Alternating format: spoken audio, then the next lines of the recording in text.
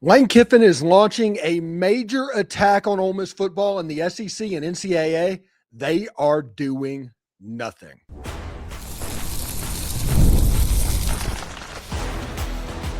You are Locked On Ole Miss, your daily podcast on the Ole Miss Rebels. Part of the Locked On Podcast Network, your team every day.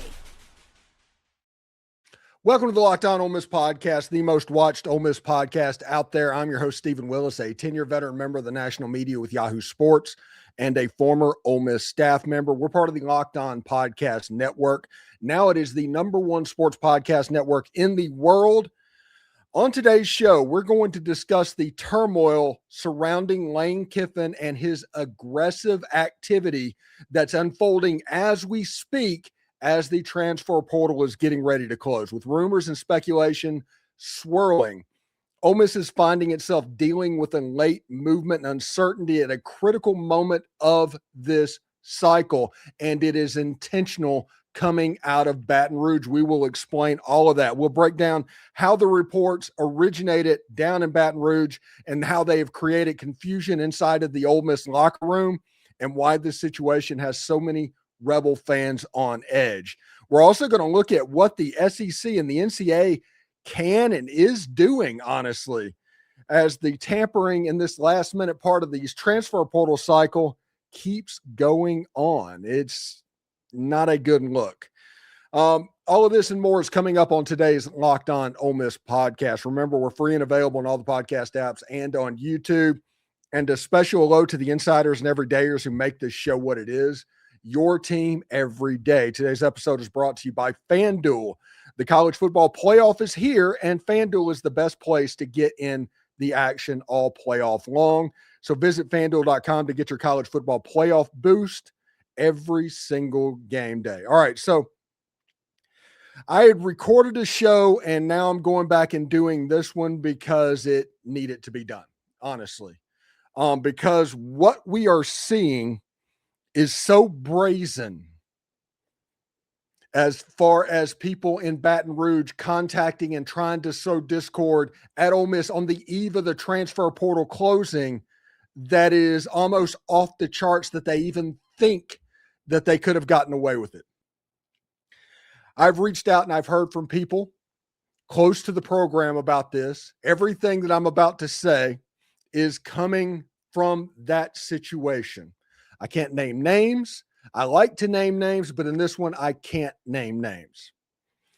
So this is what I want to talk about first. First of all, the leaked contract situation. Completely false. Absolutely incorrect. Designed to sow chaos and discord in the locker room at Ole Miss. It came from Baton Rouge. It came from Lane Kiffin. That chaos has led players like TJ Dottery to get in the portal, and he's already visited LSU. This is a coordinated attack from Lane Kiffin and LSU, apparently, because the Jerry Maguire moment of who's going with me resulted in nobody, just like the movie. But now, as the transfer portal is getting ready to finish, the last barrage is going into Ole Miss. His promise of taking all the players, he's doing his best to make it happen because he wasn't allowed to coach the playoffs when he wanted to be in LSU and coach the playoff, have his cake and eat it too. We are dealing with a toddler. Okay? It's not somebody he's just in a better job and he's happy. No, he's in a better job, happy, and he's going to try and destroy what made him unhappy before. And that is apparently what is happening in Oxford, Mississippi. That is apparently what Ole Miss is having to deal with on this transfer portal eve. Mistruths, outright lies, and tampering at the utmost degree. It's crazy to think about the way they're celebrating and revelry and the brazenness that's happening on social media. How Lane Kiffin is actively tweeting tonight while he's doing this. It is so brazen. And here's the worst part to everybody. The SEC is allowing this to happen. The SEC is letting this happen under their watch. They're letting Ole Miss be the case study because just like NCAA probations, we don't care if they get hammered. We will use them as an example later. So Baton Rouge, LSU fakes a contract leak, okay? Spreads it through. It spreads through the locker room like crazy. People start getting mad because older players are making less than younger players, which is the way this system is set up right now. There's no way that you can get around that. The monetary value goes up each and every single year. But players going to talk. They're going to get upset. They're going to be mad whenever they're making, let's say, $200,000 and they find out the young guy, the young recruit that is just coming in their mind is making $600,000, which the question becomes, why aren't they making $6,000? And it's a realistic question. It's a real question. But the fact of the matter is, there's nothing really for them to make that assumption off of except a doctored spreadsheet, a lied spreadsheet, or something outside of Baton Rouge. It's a complete fake, a complete fabrication. There is no contract leak that is real. And because of that and the chaos that is going on, all of a sudden you have friendly ears. And from what I have heard from a source close to the program, they are calling and texting each and every player to try and get them in the transfer portal right now. And it worked apparently on Princewill and Umanmielen. He's the latest that has gotten into the portal. Rumors are going on about Kewan Lacey.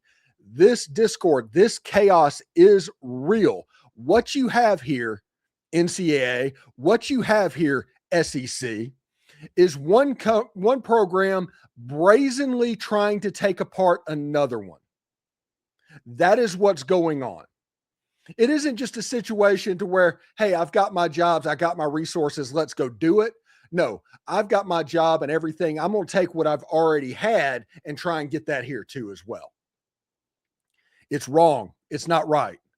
It is why so many people are getting turned off about college football right now because of stuff like this happening. Now, the benefit that we all can talk about is Pete Golding is tied for third in the SEC in playoff wins. He has a win over Kirby Smart in the Sugar Bowl. Can't take any of that away. He has a home playoff win. He's coached in 3 playoff games.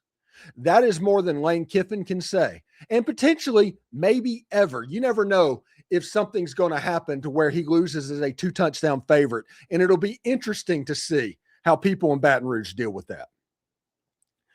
But for the meantime, Ole Miss has done everything right by the players. It's been completely player-centric. It's supposed to be everything that college sports is about. And then you have this happen. Lies and fabrications and political games and the spy world going on. Stuff that you wouldn't assume that any decent human being would do to another school on their way out. So there's no reason to put guardrails up on that. What's happening? And it wasn't just happening at Ole Miss. Remember the Damon Williams situation to where they tried to get Sam Levitt and they thought they could get Damon Williams and got to get him to go into the transfer portal? And then all of a sudden Washington's like, yeah, you can go, but you're going to owe us $4 million. And all of a sudden he came back to Washington and LSU went back to Sam Levitt. Well, they're doing that same playbook against Ole Miss, completely disregarding contracts that have been signed by Ole Miss. And yes, Ole Miss signed contracts. They are trying to do whatever they can to make Ole Miss hurt. Now, when we come back, we're going to talk about why Ole Miss has been prepared for this and been prepared for the legal fight that is surely coming. And understanding exactly the situation they were in and signed contracts. Well, you have William Lister and those guys that built the contracts. There's probably a pretty hefty buyout attached to that as well. It is all very interesting, and we will talk about all of that coming up in just a moment. So stand by. The college football playoff is here, and FanDuel is giving all customers even more ways to get in on the action every single game day of the playoffs, because right now, every college football playoff game day, FanDuel users are using Profit Boost waiting for them in the app. Here's what I love about it. You get to use the Profit Boost on one of the bets that you already feel good about. Ride with the favorite when you think that team is going to control the matchup. Take the shot at the underdog when you feel an upset coming, or build a parlay around the players and moments you think decide the game. And then when you apply for the Profit Boost and go after even bigger winnings, when you win, FanDuel plays out instantly, which is perfect for playoff football. FanDuel is the best place to get in on the action all season long. And visit FanDuel.com to get in on the college football playoff Profit Boost every game day. So that's FanDuel.com. Check them out. Do us a favor, like, subscribe, and comment on the video. Subscribe to the podcast on whichever audio podcatchers and give it a 5-star review. It costs absolutely nothing, but it keeps all of this free. Thank you for making Locked On Ole Miss your first listen of the day, and thank you for making Locked On the #1 sports podcast network. You already live your team every day. Now take it up a level and go ad-free.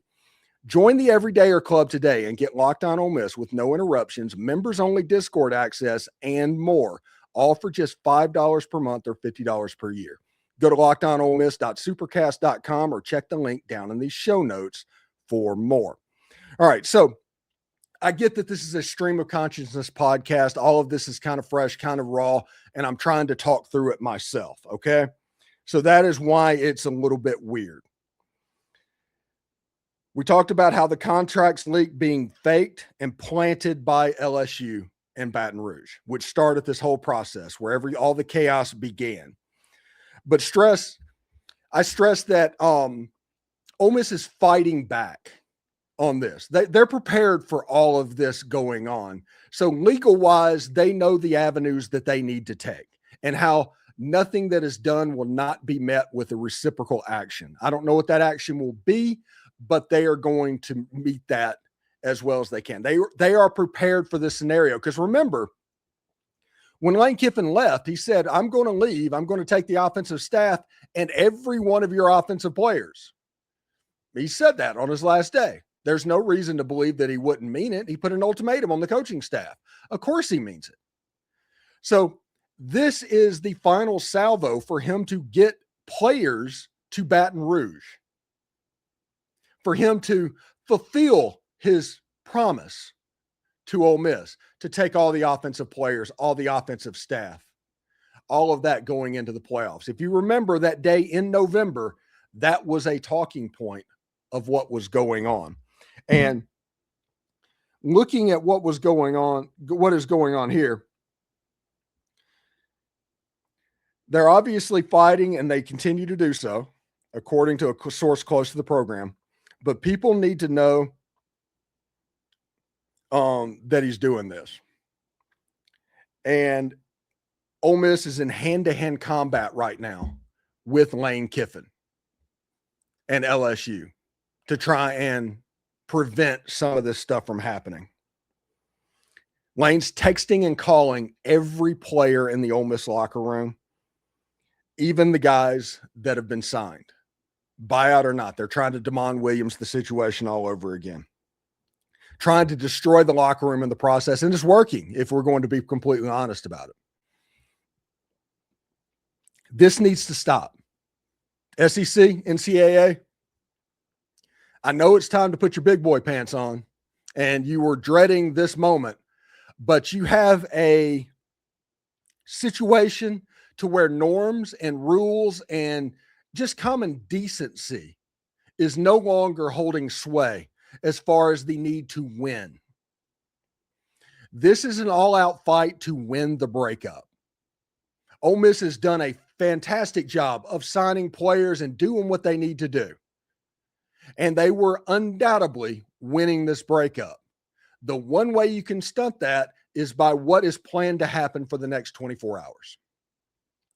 And if Ole Miss has a large exodus of players in the next 24 hours, at least now you know why. It isn't because of anything that they did. You might have a player that's making $700,000, for instance. I'm nobody in specific. The offer that's coming in from LSU is $2 million, whether it's market value or not. And that isn't what this is supposed to be about. They're trying to basically buy relevancy in the college football world. And they're trying to do it through players that they know can make the college football playoff because they just did. Even though I'm going to be completely honest, Lane Kiffin wouldn't have won that Georgia game. Lane Kiffin might not have beat Tulane that day. Might not have. We've all seen big game Lane work. So with this locker room situation, with this situation between LSU and Ole Miss, the NCAA, the SEC, everybody that has any sort of regulatory control needs to keep a close eye on what's going on, because this is what's going to be about to happen, okay? Money's involved. And when money's involved, the legal system's involved.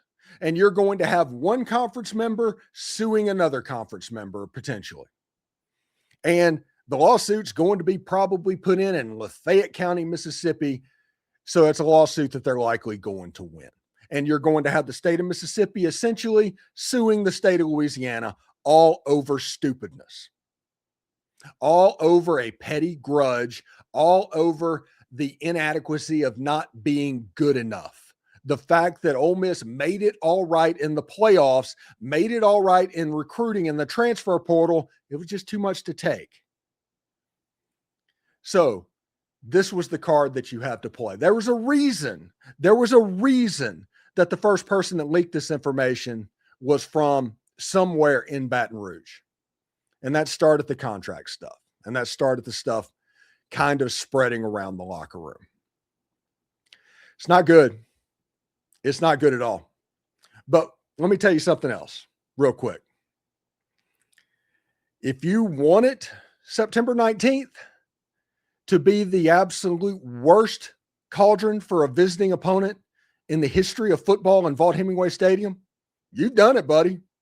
You've done it. And we've all seen how you perform in big games. Remember the get your popcorn ready game? We've all seen that. So this is what I suggest. You continue to recruit your other players. You leave the Ole Miss locker room alone, as is. Don't take a single person. Because if you do, they're going to take names. They're going to meticulous document what is going on, and they're going to use it in a court of law.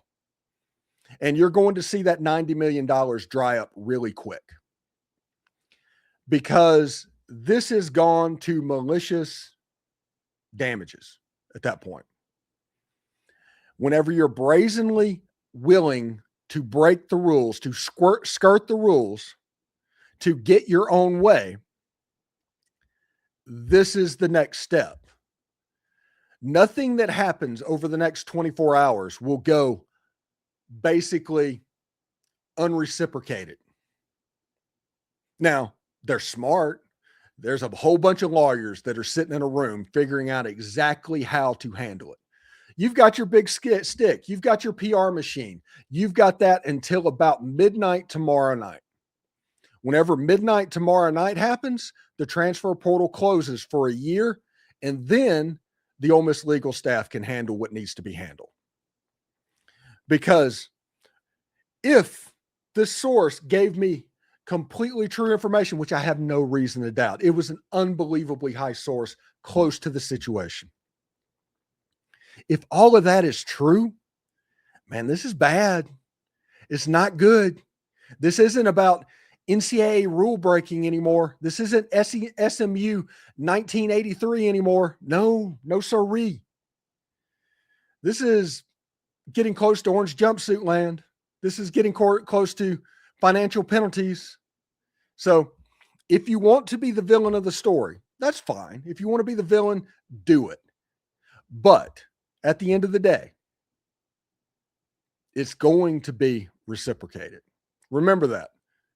For every villain, there's a hero that rises up to meet it. And that is going to happen absolutely in this case.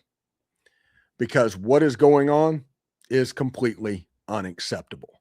Anyway, when we come back, we will talk about TJ Dottery entering the transfer portal, visiting LSU. Princewill, Umanmielen is planning to enter the transfer portal as well. And there are rumors about Kewan Lacey, even though he's signed, jumping ship as well. We'll talk about that as soon as we come back. This is the Locked On Ole Miss podcast.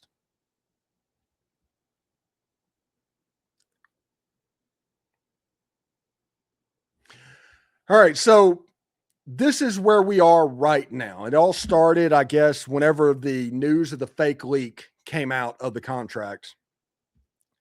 It came out and TJ Dottery got into the transfer portal, and within 12 hours or something like that, he was in Baton Rouge for a visit. So that situation is likely gone. The discontent sowed obviously worked. There's other people that are looking at it. Princewill and Umanmielen, last I heard of, as I'm recording right now, was planning to get into the transfer portal, which that's a pretty big one. We can always talk about how TJ Dottery does not affect winning and losing. We can talk about how if Caden Lee gets into the portal, that doesn't necessarily affect winning and losing. Princewill and Umanmielen, it can be argued, affects winning and losing. So that is a pretty big deal moving forward. Listen, tomorrow morning, I'm going to be on Westwood One talking about this situation.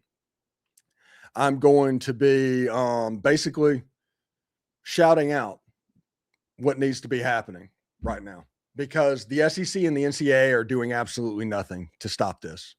There's nothing that they are doing to stop it except sitting in a corner and saying, hopefully this will stop. What the point is, this will not stop. It won't stop until he accomplishes his goal. That's how this works. Whenever you are dealing with a malignant narcissist, he doesn't stop.